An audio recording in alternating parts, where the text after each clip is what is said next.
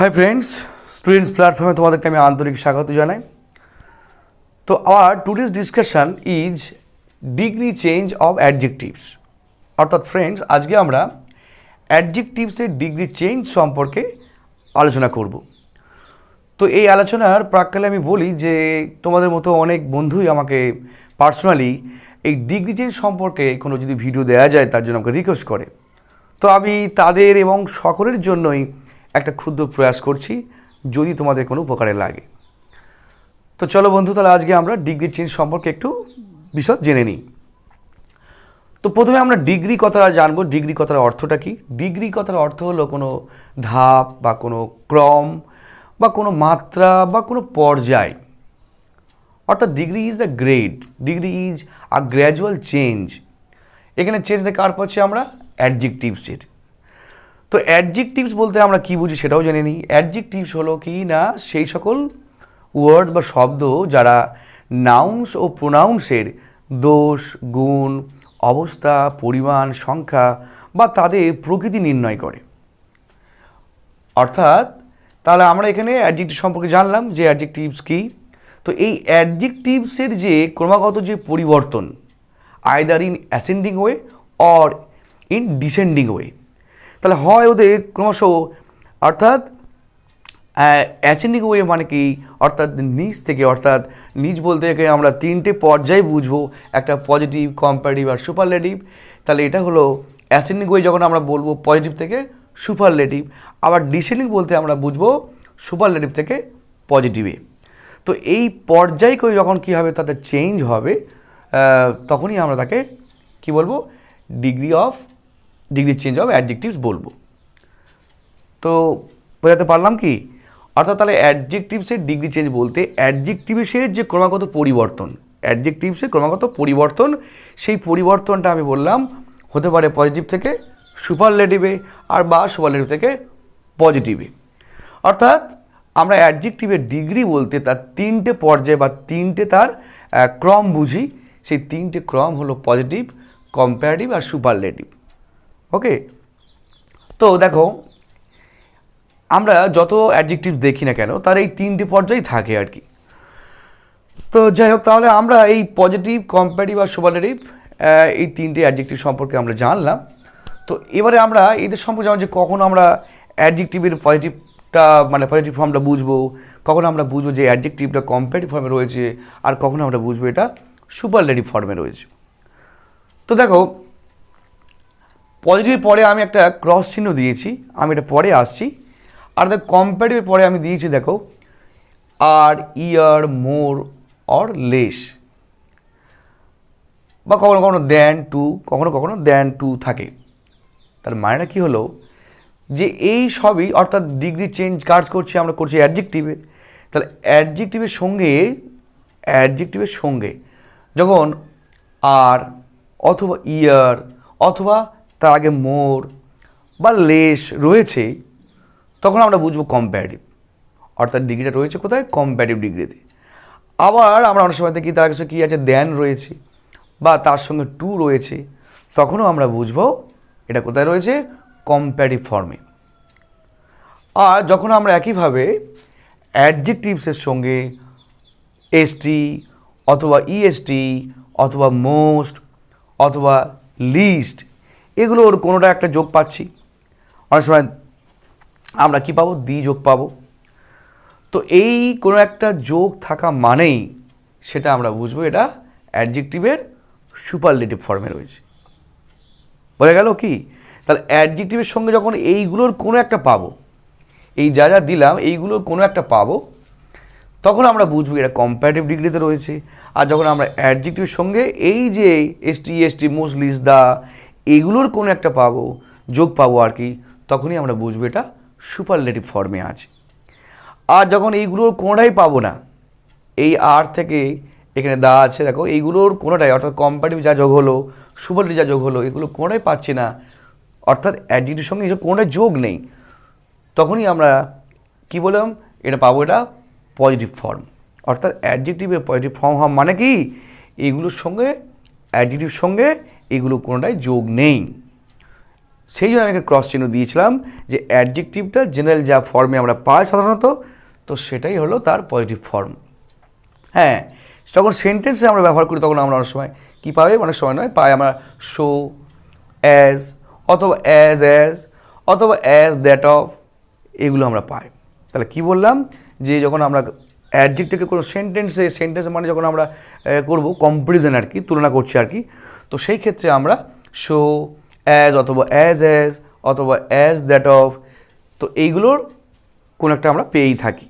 তো তখন আমরা বুঝবো যে এটা কিসে রয়েছে, পজিটিভ ফর্মে। তাহলে অ্যাডজেক্টিভ ও পজিটিভ ফর্ম হতে গেলে তাদের সঙ্গে হয় এগুলো কোনোটা যোগ থাকবে না, অথবা এগুলোর কোনো একটা তার আগেই রয়েছে।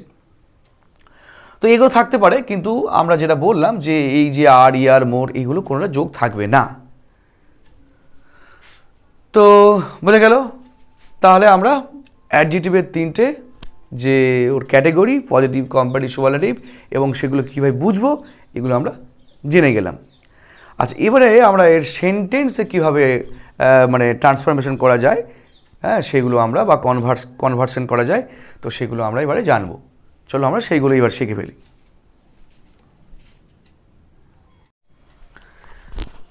তো চলো আজকে আমরা ফার্স্ট রুল ওয়ানে দেখো, আমি প্রথমে যেটা হেডিং করেছি তা হলো পজিটিভ ডিগ্রি। অর্থাৎ যেটা আজকে আমরা করবো আলোচনা তা হলো সুপারলেটিভ বা কম্পারেটিভ ডিগ্রি থেকে কীভাবে আমরা পজিটিভ ডিগ্রিতে ট্রান্সফরমেশন বা কনভার্সন করব, তারই কতগুলো নিয়ম আজকে আমরা শিখব। তো আজকে আমরা শিখছি কি, পজিটিভ ডিগ্রিতে রূপান্তর কোথা থেকে, সুপারলেটিভ বা কম্পারেটিভ ডিগ্রি থেকে। তো বেশ, রুল ওয়ানে কী লেখা আছে, যখন কম্প্যারিজনটি একটি প্রপার নাউন বা প্রোনাউনের সাথে অপর কোনো কমন নাউনের হয়, অর্থাৎ যখনই আমরা করছি ডিগ্রি চেঞ্জ, তখন অবশ্যই কী থাকবে না, there must be a comparison. এই যে তুলনাটা করবো আর কি, সেই তুলনাটা এখানে বলছে কি, যে যখন সেই তুলনাটা কার মধ্যে হবে, একটি প্রপার নাউন বা প্রোনাউনের সাথে অপর কোনো কমন নাউন।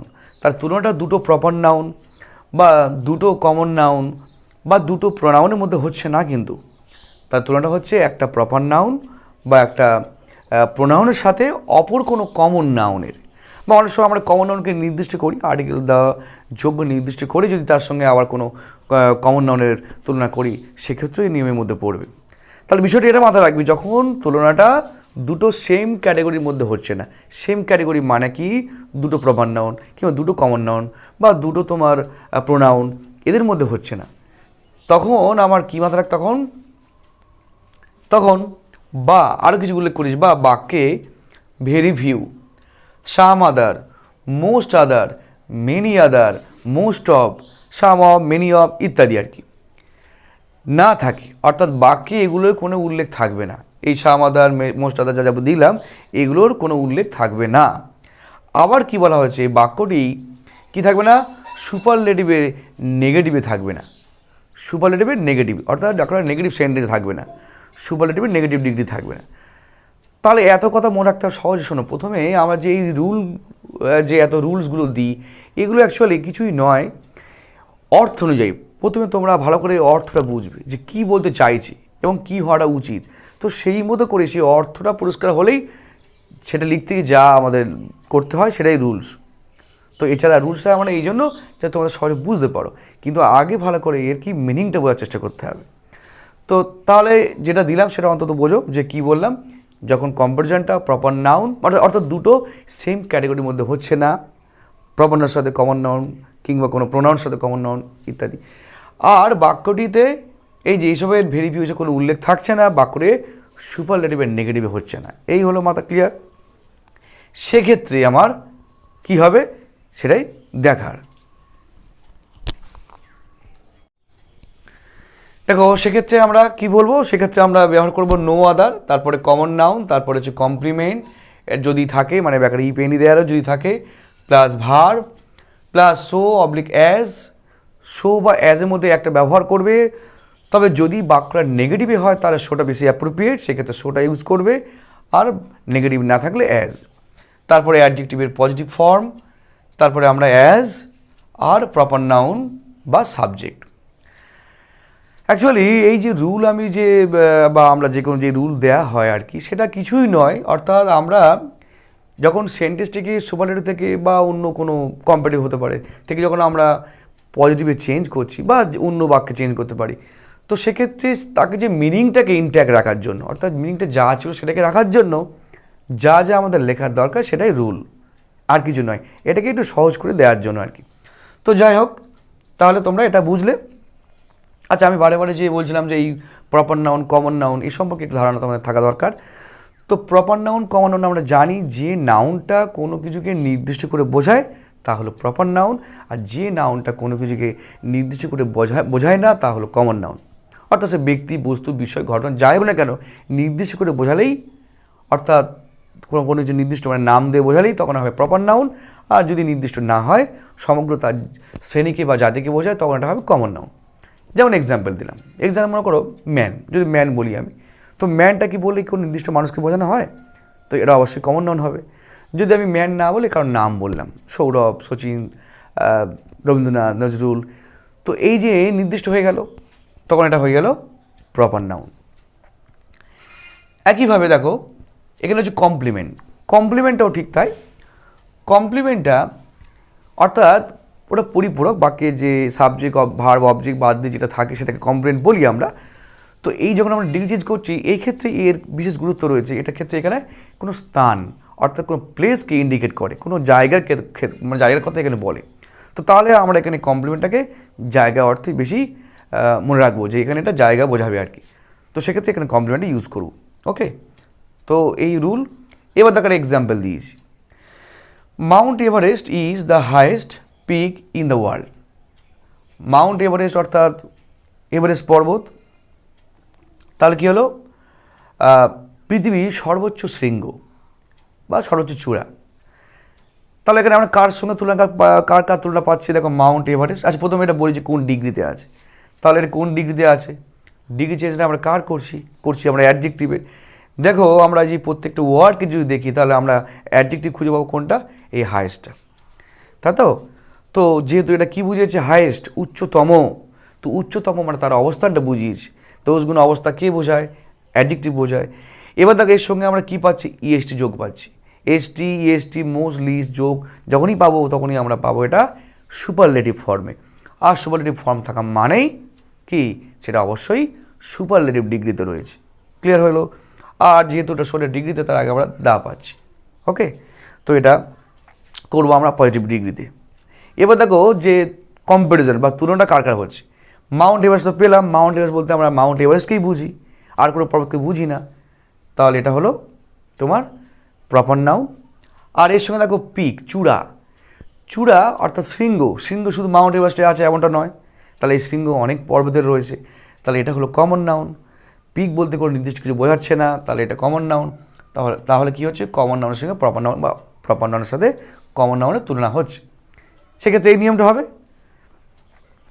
আচ্ছা দেখো, তাহলে আমরা কী লিখব, প্রথমে আমরা কী করব,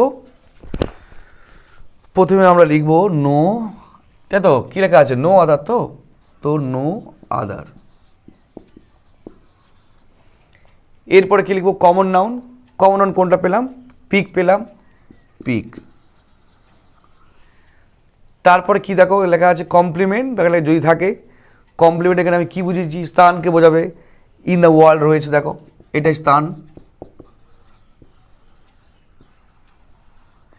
এরপরে কে বসবে, এরপরে দেখো ভার্ব বসবে, তো ভার্ব আমার রয়েছে ইজ। দেখো যদি এই যে নো আদার পরে আমি দিলাম এই যে আমার নাউনটা আর কি, সাবজেক্ট নাউনটা আর কি, যদি এটা প্লুরাল হয় তাহলে এটা কিন্তু আর হতো, মানে আমার সাবজেক্ট অনুযায়ী ভার্ব বসবে, এটা সবাই জানো। এটা পিক ছিল বলে আমি এখানে ইজ দিলাম, নাহলে চেঞ্জ হতো। তো তাহলে ইজ হলো। আচ্ছা এরপরে কি বসবে, এরপরে বলা আছে তোমার শো বা অ্যাজ। বলেছিস বাক্যটা যদি নেগেটিভই হয় তাহলে শোটা দেবে, আমার এখানে প্রথমে নোই রয়েছে, তাহলে আমি এখানে শোই দেব, দুটো একটা দিলাম। এরপরে অ্যাডজেক্টিভের পজিটিভ ফর্ম, অ্যাডজেক্টিভ পেলাম আমরা হাইয়েস্ট।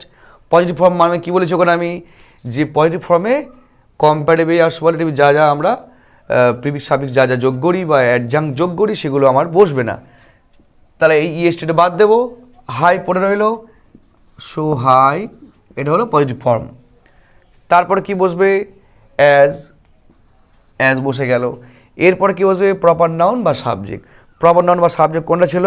তোমার মাউন্ট এভারেস্ট।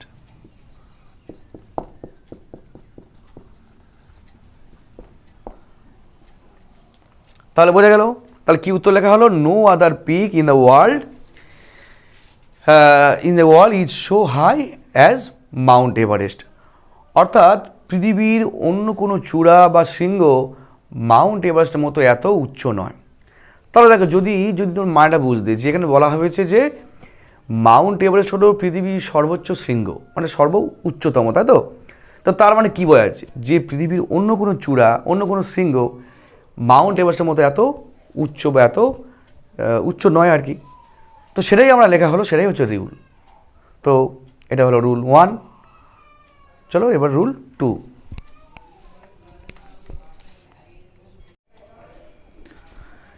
দেখো, এরপর হচ্ছে রুল 2।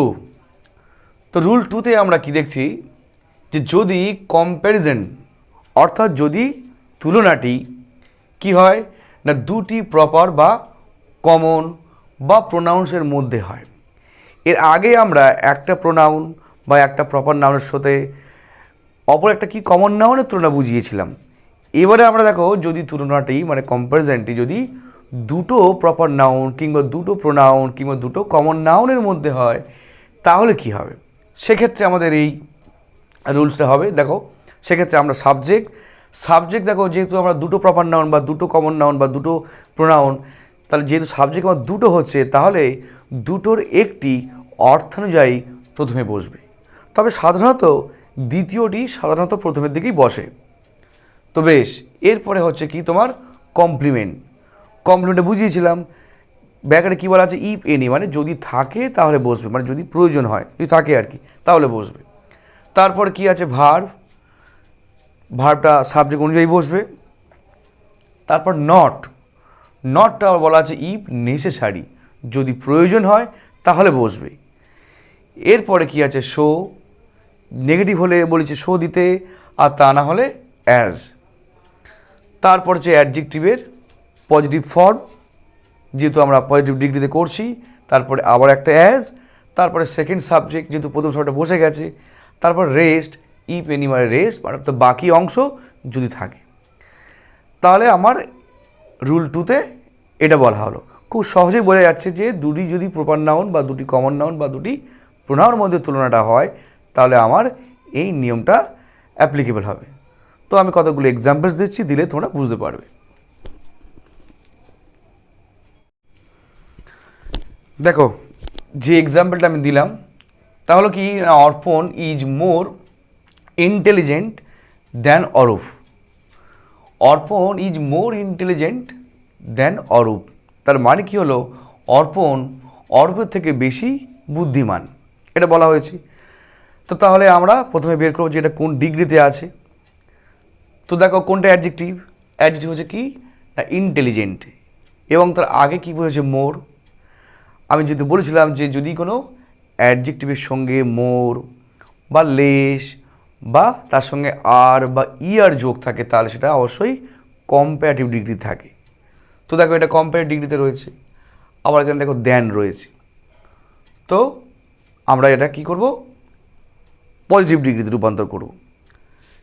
এবারে দেখো, তুলনাটা কার মধ্যে হচ্ছে? তুলনাটি হচ্ছে অর্পণ এবং অরূপের মধ্যে। তাহলে অর্পণ এবং অরূপ দুটোই হলো কি প্রপার নাউন। তাহলে যেটা আমি বলেছিলাম যে যদি দুটো প্রপার নাউন কিংবা দুটো কমন নাউন কিংবা দুটো প্রোনাউনের মধ্যে তুলনা হয়, তাহলে সেক্ষেত্রে এই নিয়মটি অ্যাপ্লিকেবল হবে। তাহলে যেহেতু আমার এখানে তুলনাটি হচ্ছে অর্পণ এবং অরূপ দুটি প্রপার নাউনের মধ্যে, তাহলে অবশ্যই আমরা এই নিয়মটা ব্যবহার করতে পারবো। তো দেখো, যে কথাটা আমরা বললাম যে অর্পণ হচ্ছে কি অরূপের থেকে বেশি বুদ্ধিমান, এই তো বললো। তাহলে বেশি বুদ্ধিমানটা কিন্তু অর্পণ বলছে। তাহলে আমার লেখার সময় কি বলতে হবে? যে অর্পণের মতো অত বুদ্ধিমান নয়, তাই তো বলবো যে অর্পণের মতো তত বা অত বুদ্ধিমান নয়। তাহলে কাকে নিয়ে গেলাম? দেখো, সাবজেক্ট আমি বলছিলাম যে দুটোর একটা বসবে, কিন্তু সাধারণভাবে দ্বিতীয়টা আগে বসে। তবে অবশ্য বাক্যের অর্থানুযায়ী দ্বিতীয়টা সবসময় আগে হবে এমনটাও নয়। তো তাহলে আমার প্রথমে কে বসছে? অরূপ। তো দেখো,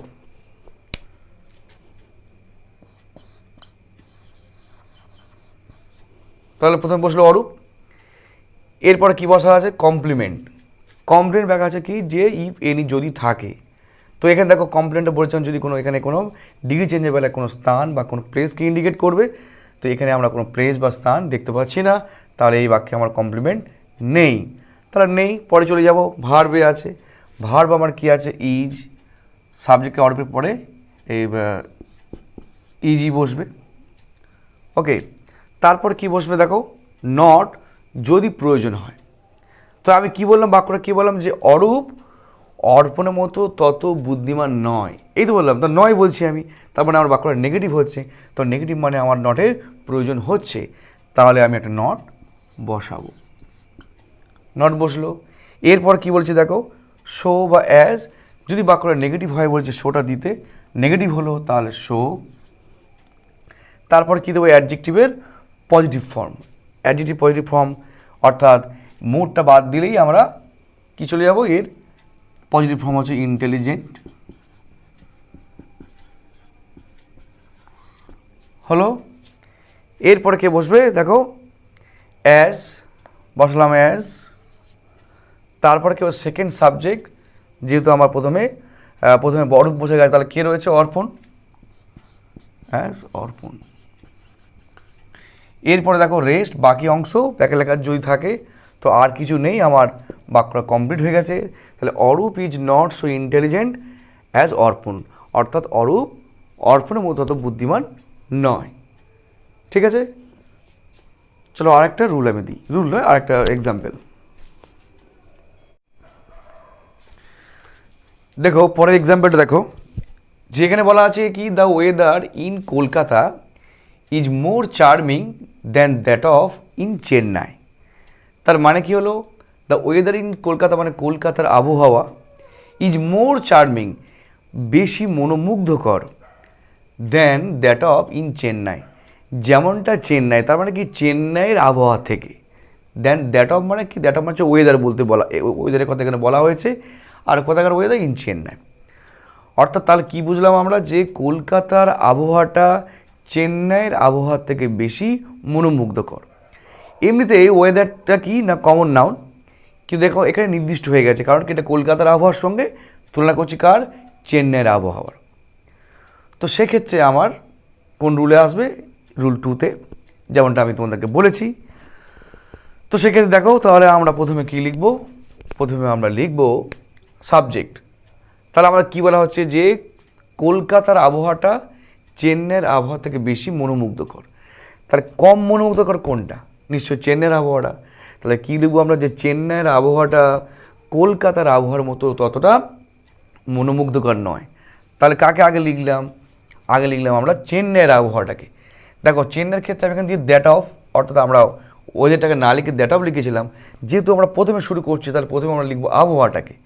দ্যাট অফ মানে এখানে বুঝিয়েছি যেহেতু আবহাওয়াটাকে, তাহলে আমরা লিখবো the weather. The weather, car weather? In Chennai. The weather in Chennai. এবার দেখো, তাহলে এটা প্রথম সাবজেক্ট লিখলাম। কমপ্লিমেন্ট, তাহলে কমপ্লিমেন্টটা এখানে নেই, তাহলে আমার বসছে না। এরপর রয়েছে ভার্ব। ভার্ব রয়েছে কোনটা? ভার্ব রয়েছে তোমার ইজ।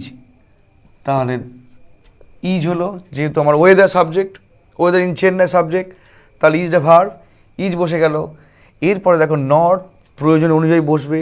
তা আমি কি বললাম, যে চেন্নাইয়ের আবহাওয়াটা কলকাতার আবহাওয়ার মতো ততটা মনোমুগ্ধকর নয়।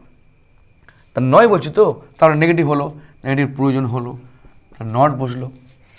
এরপরে কে বসবে? শো বা অ্যাজ। নেগেটিভ হচ্ছে তাহলে শোই দেব। তারপর কে বসবে? অ্যাডজেক্টিভের পজিটিভ ফর্ম, অর্থাৎ মোডটা বাদ দিলেই চার্মিংটাই হলো পজিটিভ ফর্ম, সো চার্মিং। এরপরে দেখো আবার একটা অ্যাজ বসলো। সেকেন্ড সাবজেক্ট, সেকেন্ড সাবজেক্ট যেহেতু আমি এখানে দেখো ওয়েদারটা প্রথমে লিখেছি, তাহলে আমরা এখানে কী লিখবো? দ্যাট অফটা আমি এখানে লিখবো, as that of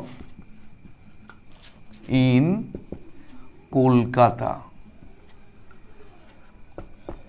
as that of in, that of মানে এখানে কোনটা বুঝিয়েছে? ওয়েদারটাকে বুঝিয়েছে, তাই তো? যেমনটা হয় কলকাতা, কলকাতা যেমনটা, কলকাতা মানে কলকাতার আবহাওয়ার মতো। তাহলে আমার এই ক্ষেত্রে কি হলো, আর বাকি আমার রেস্ট অর্থাৎ বাকি অংশ কিছু নেই, তাহলে আর বসলো না।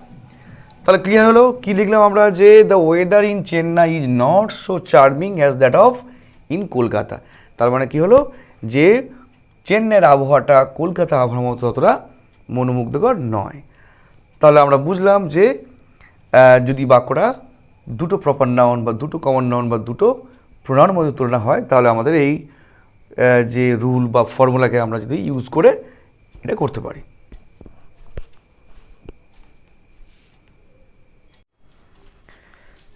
দেখো এর পরের রুলসে দেখো, এখানে কি বলা আছে যে রুল 3-তে যদি বাক্যটিতে ওয়ান অফ বা সাম আদার বা সাম অফ বা মেনি আদার বা many of, most other, most of etcetera থাকে, অর্থাৎ যদি আমার যে বাক্যটা দেওয়া হয়েছে সেই বাক্যে যদি এগুলোর কোনো একটা উল্লেখ থাকে, বোঝা যাচ্ছে, তাহলে সেক্ষেত্রে আমার এই নিয়মটা হবে, প্রথমে বসবে ভেরি ফিউ, এরপরে বসবে আমার কমন নাউন, কমন নাউনটা বলা আছে ব্র্যাকেটের প্লুরাল ফর্মে বসবে, তারপরে কি আর যেহেতু ভেরি ফিউ মানে ফিউটা দেওয়ার পরে ফিউর পরে সবসময় নাউনটা প্লুরাল হয়, তো কমপ্লিমেন্ট একইভাবে যদি থাকে তাহলে বসবে, তারপরে ভার্ব সেটাও হবে প্লুরাল, যেহেতু আমার সাবজেক্ট বা নাউনটা আমার কি হচ্ছে, প্লুরাল হচ্ছে, সেই কারণে। এরপরে হচ্ছে আমার অ্যাজ বা শো, যদি বাক্যটা অ্যাফার্মেটিভ হয় যেটা বলা ছিল তাহলে অ্যাজ, তাহলে হলে নেগেটিভ হলে শো, অ্যাডজেক্টিভের positive form plus as plus subject etcetera. তাহলে এই যে যদি বাক্যে আমার এই সবই উল্লেখ থাকে তাহলে রুল 3-তে এই ফর্মুলাটা অ্যাপ্লিকেবল হবে। তো চলো আমরা এই কতগুলো এক্সাম্পল আবার দিয়ে দিই, দিলে তাহলে এটা বুঝতে সুবিধা হবে।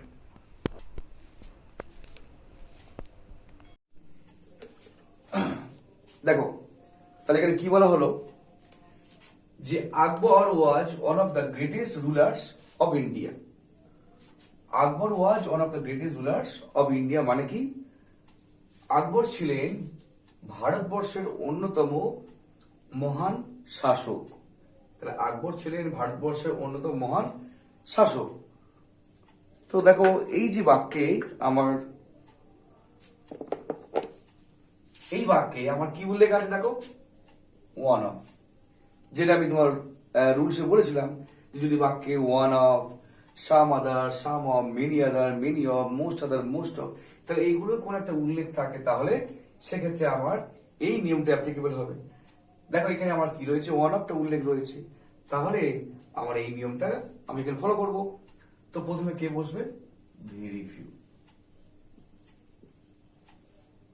তারপর কে বসবে, কমন নাউন। কমন নাউন করে দেখো, আকবরের সঙ্গে কার তুলনা হচ্ছে, রুলার্স, অর্থাৎ আকবরটা হচ্ছে প্রপার নাউন, আর রুলার মানে হলেন শাসক। তার শাসক বলতে বহু শাসক ছিলেন, তো সেটা হচ্ছে কমন নাউন, তো সেটা আমার এখানে বসবে। তাহলে কমন নাউন হচ্ছে কি, রুলার্স। কমন নাউনটা বলেছি প্লুরাল ফর্মে, অলরেডি প্লুরাল ফর্মে রয়েছে। এরপরে কি বসবে, কমপ্লিমেন্ট বলা আছে যদি থাকে, তো এখানে দেখো রয়েছে অফ ইন্ডিয়া। কমপ্লিমেন্টটা বলেছিলাম কোনো স্থান বা কোনো প্লেসকে ইন্ডিকেট করে, তো এখানে অফ ইন্ডিয়াটা প্লেস, তাহলে এটা বসলো। তাহলে very few rulers of India. এরপরে কি বসবে, ভার্ব, সেটাও বলা রয়েছে ব্যাপারে প্লুরাল ফর্মে। তো ভার্ব দেখো ওয়ার আছে, এর প্লুরাল ফর্ম হলো ওয়ার। কেন হলো, যেহেতু আমার রুলার সাবজেক্ট দেখো এটা প্লুরাল রয়েছে, সেই জন্য আমার ভার্বটাও একইভাবে চেঞ্জ হবে। তো এরপরে অ্যাজ বা সো, বাক্যটা দেখো নেগেটিভে নেই, তাহলে আমি এখানে অ্যাজ দেব। এরপরে দেখো কি বলা আছে, অ্যাডজেক্টিভের পজিটিভ ফর্ম, কোনটা অ্যাডজেক্টিভ, গ্রেটেস্ট অ্যাডজেক্টিভ, তাহলে যদি আমরা ইএসটিটা বাদ দিয়ে দিই, গ্রেটটা হলো এর পজিটিভ ফর্ম, অ্যাজ গ্রেট। এরপরে কে বসলো, আরেকটা অ্যাজ, এরপরে সাবজেক্ট, সাবজেক্ট কি ছিল, আকবর। আর কিছু নেই, বাক্য শেষ হয়ে গেল। তাহলে কি হলো, very few rulers of India were as great as Akbar. অর্থাৎ এটা কেন হলো, বলছে আকবর ভারতবর্ষের অন্যতম মহান কি ছিলেন, শাসক ছিলেন। তার অন্যতম মানে কি, অর্থাৎ কয়েকজনের মধ্যে তিনিও একজন, অর্থাৎ ভারতবর্ষে কয়েকজন শাসক নিশ্চিতভাবে মহান ছিলেন, তাদের মধ্যে আকবর একজন। তাহলে আকবর যেহেতু সর্বশ্রেষ্ঠ বলা হচ্ছে না, তো সেই জন্য আমার ভেরি ফিউ বললো, মানে কি খুব কম শাসক ভারতবর্ষে ছিলেন আকবরের মতো তত মহান। অর্থাৎ ভারতবর্ষে খুব কম সম্রাট বা কম শাসক আকবরের মতো এত মহান ছিলেন, সেই কথাটা বলতেই আমাদের এই রুলটা ইউজ করতে হয়, আর কিছু না। আরো একটা এক্সাম্পল আমি দিয়ে দিই। দেখো এরপরে যেটা বলা হলো কি যে Siberia is colder than most other places of the world. অর্থাৎ সাইবেরিয়া হলো শীতলতর, মানে ঠান্ডা বেশি সাইবেরিয়াতে, কার থেকে?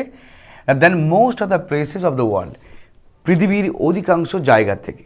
তাহলে পৃথিবীর অধিকাংশ জায়গা থেকে সাইবেরিয়াতে ঠান্ডা বা শীতলতা বেশি, এটা এখানে বলা হচ্ছে। তো দেখো এখানে তাহলে আমার এটা কী রয়েছে, এখানে কোল্ডার রয়েছে, মানে আমার ইয়ার যোগ রয়েছে। তো এটা বুঝতে পারছি আমরা এটা কিসে রয়েছে, কম্পারেটিভ ফর্মে, অর্থাৎ কম্পারেটিভ ডিগ্রিতে রয়েছে।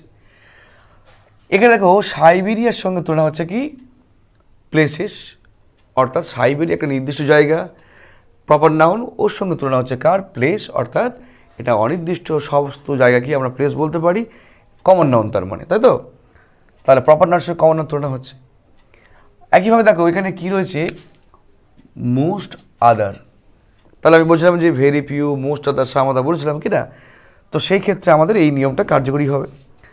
তো দেখো তাহলে আমার কি বলা হচ্ছে, প্রথমে সেই নিয়ম অনুযায়ী কী বলছে, প্রথমে ভেরি ফিউ, ভেরি ফিউ, এরপরে কে বসবে, কমন নাউন, কোনটা পেলাম, প্লেসেস পেলাম। তারপরে কি আছে দেখো, প্লুরাল তো সেটা বসিয়েছি, কমপ্লিমেন্ট ইফ এনি, যদি কমপ্লিমেন্ট থাকে, আছে কি না, অফ দ্য ওয়ার্ল্ড আছে, তাহলে বসবে আবার of the world, of the world. এরপরে কি আছে, ভার্ব, প্লুরাল ফর্মে আছে, ভার্বটা এখন কী ছিল দেখো, ভার্ব কই, ইজ আছে, প্লুরাল ফর্ম কী হবে, আর, ঠিক আছে, কেন, যেহেতু আমার প্লেসেস ছিল। তারপরে কি আছে, অ্যাজ বা শো, বাকিটা আমার অ্যাফার্মেটিভই হচ্ছে, তাহলে আমি অ্যাজই বসাবো। তারপরে কী বসবো, অ্যাডজেক্টিভের পজিটিভ ফর্ম, কোনটা অ্যাডজেক্টিভ, কোল্ডার থেকে কী হবে, কোল্ড, ইয়ার বাদ দেব, পজিটিভ ফর্ম হয়ে গেল। এরপরে কী বসবে আমার, অ্যাজ, আর একটা অ্যাজ বসবে, অ্যাজ, তারপর সাবজেক্ট, সাবজেক্ট কী ছিল, সাইবেরিয়া।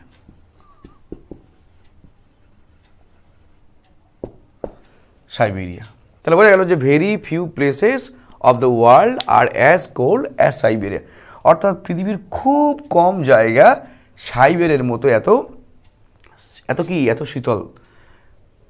তার মানে যেটা বলা হয়েছিল যে সাইবেরিয়া পৃথিবীর অধিকাংশ জায়গাতে শীতল, সেটাই বলা হলো। তো এইভাবে যদি আমরা একে ভালো করে আমরা যদি এর মিনিংটা আমাদের কাছে ক্লিয়ার হয়, তাহলে অটোমেটিক রুলস তৈরি হয়ে যায়, সেটা নিয়ে অত চাপের নয়। তো তবুও আমাদের সুবিধার্থে এই সমস্ত যদি রুল আমরা মানে প্র্যাকটিস করতে থাকি, তাহলে আমাদের বিষয়টা আরও বেশি ইজিয়ার হয়ে যাবে। তো ফ্রেন্ডস, আশা করি তোমাদের ভিডিওটা ভালো লাগবে বা তোমরা অবশ্যই উপকৃত হবে। তো যাই হোক, আমি আজকে এখানে শেষ করব। তো যেটা বারে বারে বলি, তোমরা অবশ্যই সাবস্ক্রাইব করো, ভিডিওটাকে যত বড় শেয়ার করো, তোমাদের কমেন্টস জানিও, আর অবশ্যই লাইক দিও। থ্যাংক ইউ বন্ধুরা।